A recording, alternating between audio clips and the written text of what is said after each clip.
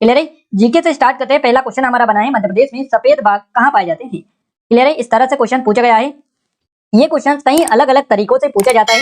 Clear है, इसका pattern अलग है, कई तरीकों से ये पूछा जा सकता है। आपका सही जवाब बागेलखंड क्षेत्र रहेगा या फिर रीवा, आपको जो भी देखने को मिला हो। इसके अलावा सफेद जो बाघ पाए जाते हैं ये आपके बांधवगढ़ जो राष्ट्रीय उद्यान है इसमें भी बेसिकली देखने को मिलते हैं। अब ऑप्शंस क्या मिले थे उस हिसाब से आपको इसको अटेम्प्ट किया जा सकता है। हमने आपको पूरी डिटेल बता दी है। सफेद बाघ वैसे बागेलखंड क्षेत्र, अगर क्षेत्र पूछा हो तो, जिला पूछा हो तो रीवा, इसके अलावा अगर आपसे पूछा हो राष्ट्रीय उद्यान तो ये बांधवगढ़ राष्ट्रीय उद्यान में पाए जाते हैं। इसके अलावा इससे एक और क्वेश्चन बनता है व्हाइट टाइगर सफारी से रिलेटेड। अगर वो क्वेश्चन बना है तो आपका सतना बिल्कुल करेक्ट आंसर रहेगा, मुकुंदपुर व्हाइट टाइगर सफारी। जो भी चीजें हैं पूरी आपको ए टू जेड क्लियर हमने कर दी है। आइए और डिटेल कवर करवा देते हैं। मध्य प्रदेश के बागेलखंड क्षेत्र में रीवा सफेद बाघों के लिए बेसिकली जाना जाता है। पहला सफेद बाघ जो है रीवा के महाराजा मार्तंड सिंह जूदेव ने गोविंदगढ़ रीवा के जंगलों में देखा था। तो यही इन्हीं जंगलों में बेसिकली ये जो बाघ है सफेद शेर है ये पाया गया था। तो रीवा बागेलखंड याद रखिएगा, स्पेशली यहाँ के जंगल में ये पाया गया था। सतना के मुकुंदपुर में दुनिया की पहली व्हाइट टाइगर सफारी खोली गई है। सफेद बाघ रॉयल बंगाल टाइगर एक दुर्लभ रूप का जानवर है ये बाघ है, और इनका जो सफेद फर जो रहता है ये फीमेल और लेनिन पाया जाता है। बेसिकली इनमें एक वर्णक होता है जिसके कारण इसकी बेसिकली इनमें कमी होती है, और उस कमी के कारण इनका जो है सफेद रंग या सफेद फर इनमें होता है। नेक्स्ट बात करें, मध्य प्रदेश में पहला सफेद बाघ 1915 में विंध्य क्षेत्र में देखा गया था, परंतु दुर्लभ नस्ल के इस सफेद बाघ की मृत्यु जो हुई थी 1920 में 5 साल बाद हो गई थी। और वर्ष 1951 में मोहन नाम के एक सफेद बाघ शावक को रीवा के महाराजा मार्तंड सिंह ने पकड़ा था।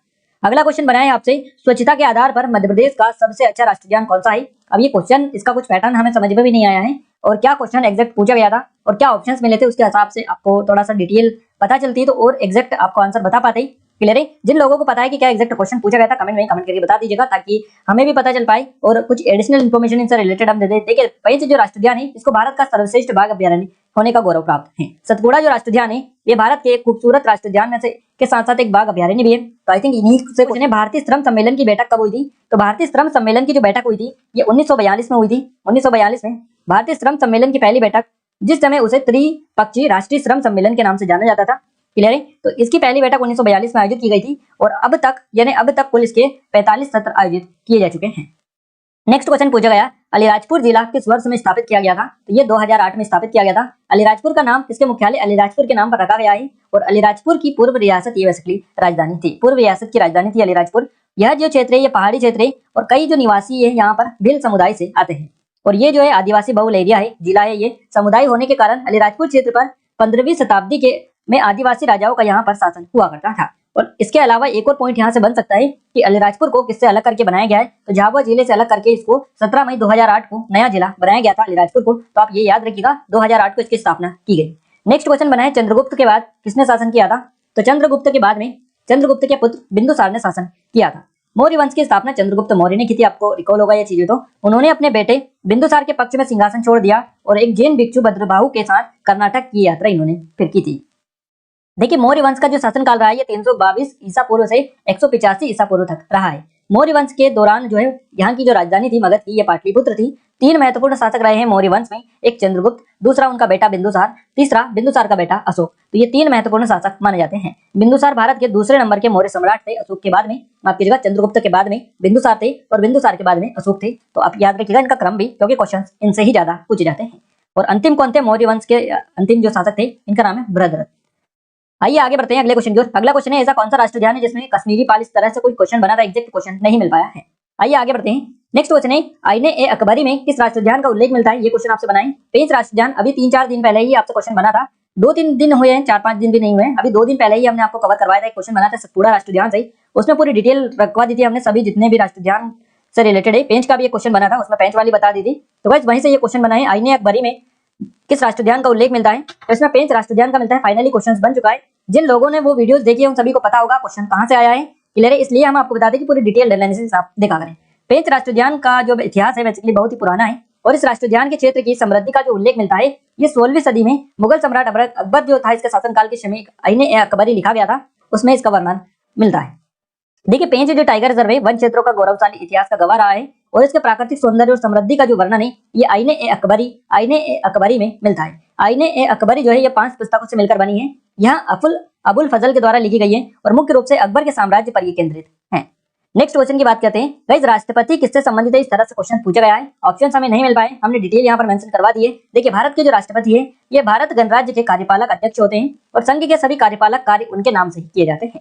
अनुच्छेद 53 के अनुसार संघ की कार्यपालक जो शक्ति होती है ये राष्ट्रपति में निहित होती है और जो राष्ट्रपति होते हैं ये भारतीय सशस्त्र सेना का सर्वोच्च सेनानायक भी होते हैं। तो ये आप चीजें याद रखिएगा, यहाँ से वन लाइनर के फॉर्मेट में सीधे सीधे क्वेश्चन बनते हैं। अगला क्वेश्चन है सुमित्रा नंदन पंत की कौन सी रचना नहीं है।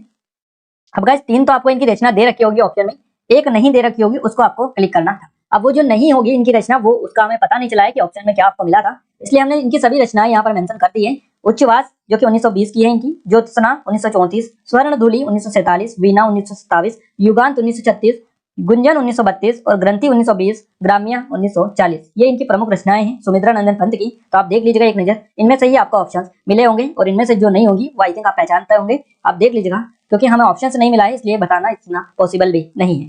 क्लियर है, आइए आगे बढ़ते हैं। अगला क्वेश्चन है 2022 के इनविक्टिस जो गेम्स हुए थे ये कहां पर हुए थे।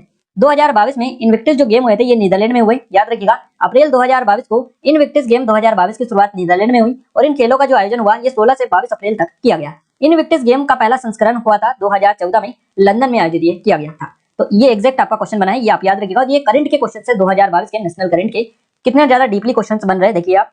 क्लियर है, तो आप देख लीजिएगा थोड़ा सा। अगले क्वेश्चन की बात करें, अगला क्वेश्चन बना है मध्य प्रदेश का मिनी कश्मीर किसे कहा जाता है। गाइस कल वाला जो पेपर था सेकंड शिफ्ट का उसमें हमने पूरी डिटेल बता दी थी।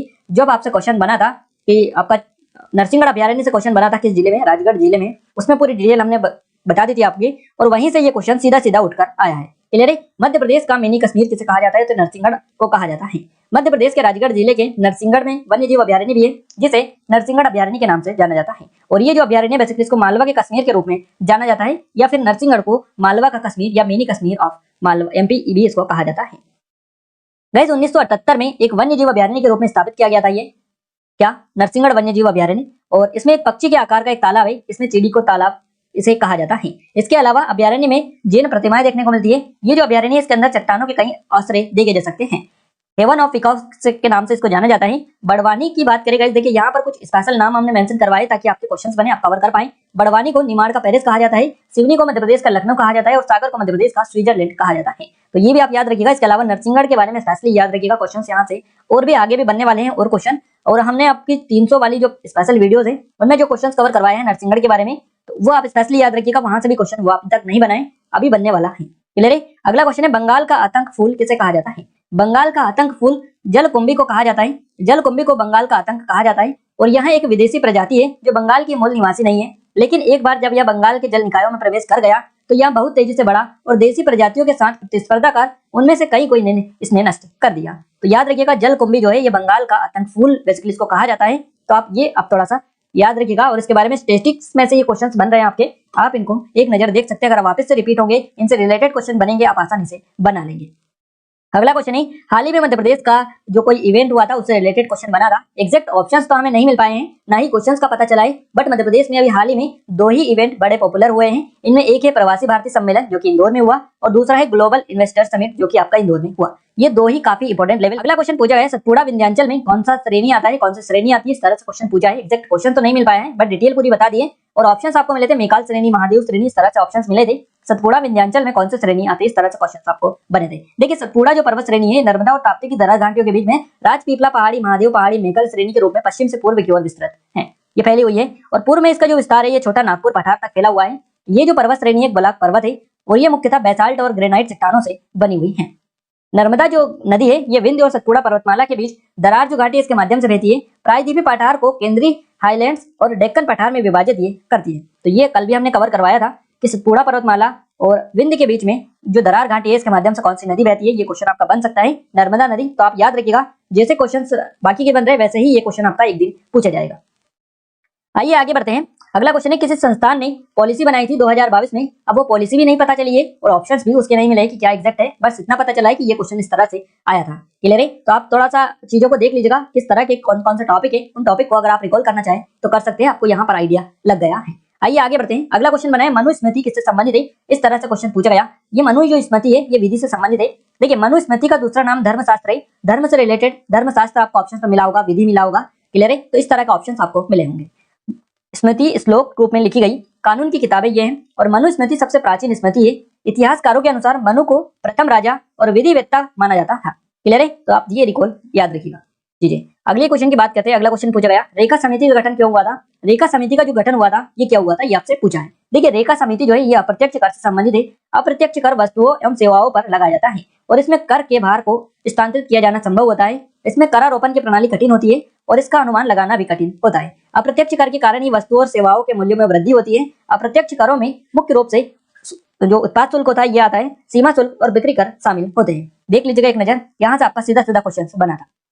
अगला क्वेश्चन है निषेध अधिकार दिवस। ये बेसिकली वीटो से क्वेश्चन बना है कि वीटो का प्रयोग करने वाले या वीटो का पहला प्रयोग कौन सा राष्ट्रपति ने किया था। इस तरह से क्वेश्चन बनाए। आपको कुछ लैंग्वेज में यहाँ पर कुछ इस तरह से दे रखा था, निषेध अधिकार दिवस इस करके इस तरह से कुछ करके दे रखा था, ताकि काफी सारे बच्चे कंफ्यूज हो गए इसमें समझने में कि क्वेश्चन में क्या पूछा गया है। ये वीटो से रिलेटेड क्वेश्चन है। पहला प्रयोग कौन सा राष्ट्रपति ने किया था? तो ज्ञान जेल सिंह ने किया था, ज्ञानी जेल सिंह ने। इनका नाम आप याद रखिएगा, ये राष्ट्रपति थे। इनने किया था पहली बार वीटो का प्रयोग, ज्ञानी जेल सिंह ने। और वहां ऐसे व्यक्ति थे जिन्होंने पहली बार पॉकेट वीटो का उपयोग किया। वीटो लैटिन शब्द का अर्थ है जिसका अर्थ होता है मैं निषेध करता हूं। तो यही क्वेश्चन बना है, निषेध अधिकार दिवस। इस तरह से ही कुछ क्वेश्चन पूछा गया होगा। हो सकता है ये भी क्वेश्चन एग्जैक्ट ना हो, क्लियर है, कुछ और क्वेश्चन हो, क्योंकि क्वेश्चन इस तरह से पूछे जा रहे हैं। इतना एडवांस पैटर्न वहां पर दिया जा रहा है क्वेश्चन का कि वो याद रखना सेम पैटर्न में याद रखना पॉसिबल नहीं हो पाता है। वही जो इजी क्वेश्चन है दिन रात हम पढ़ते हैं वही पॉसिबल हो पाते हैं। क्लियर है? हम समझते हैं उन चीजों को। क्लियर है? आप भी यहाँ पर जो चीजें हम आपको बता रहे हैं वो बिल्कुल इसी तरह से क्वेश्चंस आपके पूछे गए हैं। देखिए 1986 में भारतीय डाक संशोधन विधेयक के खिलाफ पहली बार पॉकेट वीटो का उपयोग किया गया था। अगला क्वेश्चन बनाए आपसे कि भारत में प्रतिदिन कितना सीवेज भरता है या निकलता है। इस तरह से तो भारत में प्रतिदिन जो सीवेज की ये बेसिकली अगर बात करें कितना होता है या कितना भरता है, जो भी आपको पूछा गया हो, 72,368 मिलियन लीटर या MLD इसको बोला जाता है। तो ये डेटा आपको ऑप्शन में मिला होगा। नेक्स्ट क्वेश्चन पूछा गया है। देखिए अगला क्वेश्चन बनाए PSU से कि POC कौन सा नहीं है, सेबी, सिडबी और इसके अलावा BSNL। इस तरह से ऑप्शंस आपको दे रखे थे। इसके अलावा गाइस एक क्वेश्चन बनाए इंदौर ODF प्लस से।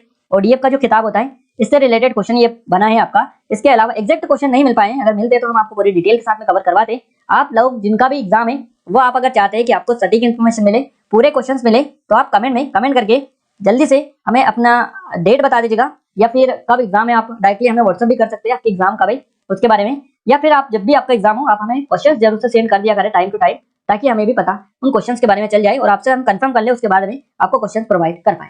देखिए गंगा नदी से रिलेटेड भी क्वेश्चन पूछा गया है। क्लियर है? तो इन सभी टॉपिक में लेकर रासायनिक नाम क्या है, रेटिनल ये होता है। आयोडीन में कौन सा विलायक होगा और विलयन बनेगा, इस तरह से आपका कोई क्वेश्चन दे रखा था। अनुवांशिक से रिलेटेड क्वेश्चन बनाए, रिएक्शन यानी अभिक्रिया से रिलेटेड क्वेश्चन बनाए, धातुओं से क्वेश्चन पूछा गया, जीवाश्म विज्ञान से क्वेश्चन बनाए और इलेक्ट्रॉन से भी आपका क्वेश्चन पूछा गया है। कंप्यूटर में MS ऑफिस से 4-5 क्वेश्चन आए थे। सॉफ्टवेयर से रिलेटेड क्वेश्चन आए आपके, एंटीवायरस से क्वेश्चन बने, शॉर्टकट की से क्वेश्चन बने। जैसा इस तरह से कोई वर्ड दे रखा था उसका नाम पूछा था, पूरा नाम क्या होता है, कौन सा ऑप्शन वर्ड में नहीं होता, ये क्वेश्चन बनाए। मेमोरी से क्वेश्चन बने, शॉर्टकट की से क्वेश्चन पूछे गए, कौन सा आउटपुट है ये क्वेश्चन बनाए, और आउटपुट इनपुट से क्वेश्चन साथ साथ ऑपरेटिंग सिस्टम से भी क्वेश्चन पूछे गए हैं। हिंदी में शुद्ध वर्तनी आई है आपकी, विलोम शब्द, पर्यायवाची शब्द, तत्सम और तद्भव, इनसे क्वेश्चन बने। शुद्ध अशुद्ध पूछे गए। इसके अलावा कारक, भाववाच, गुण संधि पूछी गई, छंद पूछे गए, समाज से क्वेश्चंस पूछे गए, पुस्तक का नाम पूछा था, कैसी पुस्तक दे रखी थी उसका नाम। इसके अलावा रस से क्वेश्चंस पूछे गए हैं आपके। तो इन सभी टॉपिक को आप अच्छे से कवर कर लीजिएगा। इसके अलावा और भी टॉपिक्स आपके एग्जाम में क्वेश्चंस बने हैं, जैसे कि उपसर्ग प्रत्यय हो गए, मुहावरे, लोकोक्तियां हो गई। तो इन सभी टॉपिक से क्वेश्चंस बने, अलंकार से भी क्वेश्चन पूछे गए हैं। मैनेजमेंट में बात करें, डिमांड एंड सप्लाई से क्वेश्चंस बने, नियोजन से क्वेश्चंस पूछे गए, संगठन से, स्टाफिंग से, प्रबंधन से क्वेश्चंस बने, प्रबंध से, मार्केटिंग से क्वेश्चंस बने, इकोनॉमी से क्वेश्चंस आपके पूछे गए। इसके अलावा कंट्रोलिंग, नियंत्रण से भी क्वेश्चंस बने हैं। इंग्लिश में मॉडल वर्ब आपकी आई थी, सिनोनियम, एंटोनियम से क्वेश्चंस लगातार बन रहे। आप सभी को आई थिंक ये चीजें पता है। डायरेक्ट, इनडायरेक्ट और passive voice, active voice, error. इसके अलावा सेंटेंस करेक्शन के साथ में पैरा जंबल भी आ रहे हैं, और आपके पैरा जंबल के साथ साथ हिंदी में भी गाइस पैरा जंबल आ रहे हैं, वो क्रम से जमाने वाले, सेम इंग्लिश में आ रहा है पैरा जंबल। इसके अलावा एक और टॉपिक आपका यहाँ से पूछा जा रहा है, मिसस्पेल्ड वाला, और भी टॉपिक्स आपके एग्जाम में क्वेश्चंस पूछे जा रहे हैं। मैथ्स की बात करें, SI/CI से क्वेश्चंस बने, पाई चार्ट से, LCM SCF से क्वेश्चंस बने, बोडमास से 3 क्वेश्चंस पूछे गए, संख्या पद्धति से क्वेश्चंस बने, ज्यामिति से क्वेश्चंस बने, नाउधारा से क्वेश्चन पूछे गए, सरलीकरण, लाभ हानि, प्रायिकता, माध्य माध्यिका बहुलक, रेलगाड़ी, औसत, प्रतिशत, इन सभी टॉपिक्स आपके एग्जाम में क्वेश्चन पूछे गए हैं। बात करें रीजनिंग में तो 5 से आए हैं, नंबर सीरीज आई है, दिशा दूरी से क्वेश्चन पूछे गए, कोडिंग डिकोडिंग, रक्त संबंध। इसके अलावा